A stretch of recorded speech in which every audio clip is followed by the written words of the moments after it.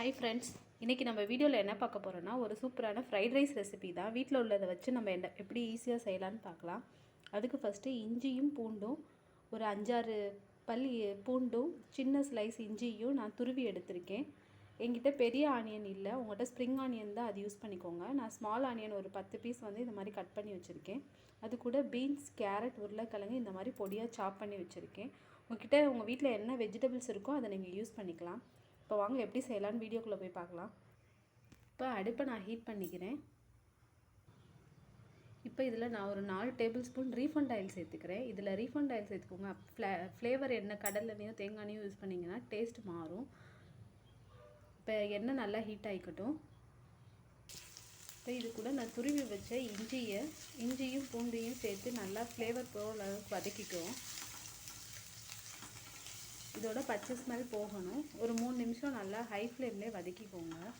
Fried ரைஸை பொறுத்தளவுக்கு சிம்மில் வைக்கக்கூடாது, ஹை ஃப்ளேம்லேயே வச்சு ஒரு 10 நிமிஷம் வேக வச்சிங்கன்னா காய் வெந்துடும்.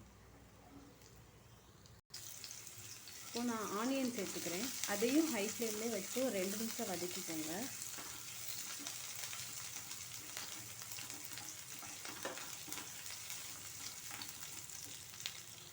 இப்போ ஆனியன் நல்லா ஃப்ரை ஆகிடுச்சு. நான் நறுக்கி வச்சுருந்த கேரட், பீன்ஸ், உருளைக்கிழங்கு எல்லாத்தையும் சேர்த்து நல்லா வதக்கிக்கிறேன். உங்கள்கிட்ட என்ன வெஜிடபிள்ஸ், பட்டாணி எது இருந்தாலும் நீங்கள் சேர்த்துக்கலாம். இது ஒரு 2 நிமிஷம் அப்படி ஹை ஃப்ளேம்லேயே வதங்கட்டும். இப்போ இதுக்கு தேவையான அளவுக்கு உப்பு சேர்த்துக்கலாம்.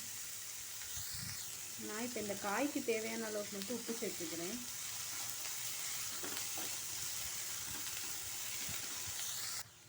இப்போ இது கூடவே நான் ஒரு எக்கு மட்டும் நான் சைடில் சேர்த்துக்கிறேன். அந்த சைடு காய் வெந்துட்டுருக்காங்களே, இந்த சைடு எக்கும் வெந்துடும்.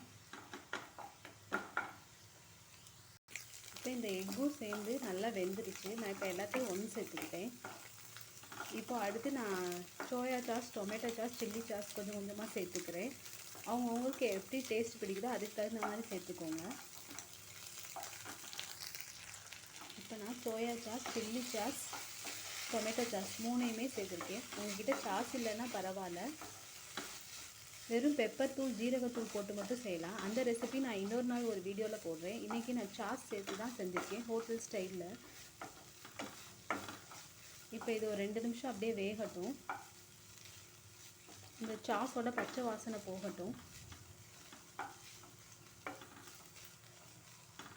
நான் சில்லி எதுவும் சேர்க்கலை, ஏன்னா நான் சில்லி சாஸ் சேர்க்குறதுனால ரெட் சில்லி சாஸ் தான் நான் சேர்த்தேன். இப்போ நான் சாதம் வேக வச்சு இந்த மாதிரி உதிரியாக எடுத்து வச்சுருக்கேன். இது நார்மல் சாப்பாடு ரைஸ் தான். நான் வீட்டில் எதுவும் பாஸ்மதி ரைஸ் எதுவும் சேர்க்கலை. நார்மலாக வீட்டில் குக் பண்ணுற சாப்பாடு ரைஸ் தான் எடுத்து உப்பு, ஆயில் சேர்த்து வேக வச்சு எடுத்திருக்கேன். இந்த சாதம் போட்டு நம்ம கிளறிக்கலாம்.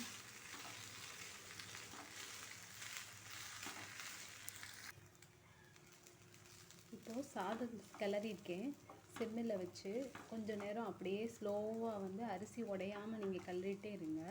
இப்போ இது கூட முக்கியமான இன்க்ரீடியன்ட்ஸ் நம்ம சேர்க்க போகிறோம். என்னன்னா மிளகுத்தூள். மிளகுத்தூள் உங்களுக்கு எவ்வளோ தேவையோ அதுக்கு தகுந்த மாதிரி சேர்த்துக்கோங்க.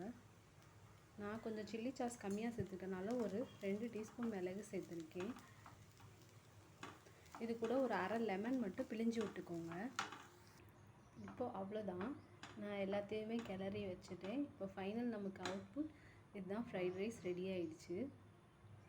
ரொம்ப சூப்பராக இருக்குது. நான் உப்பெல்லாம் செக் பண்ணிட்டேன். கண்டிப்பாக மறக்காமல் நீங்களும் இந்த மாதிரி ட்ரை பண்ணி பாருங்கள். நம்ம சேனல் இப்போ தான் புதுசாக ஸ்டார்ட் பண்ணியிருக்கோம். என்னோட வீடியோஸ்லாம் இனிமேட்டு நிறையா வரும். மறக்காமல் சப்ஸ்கிரைப் பண்ணிக்கோங்க.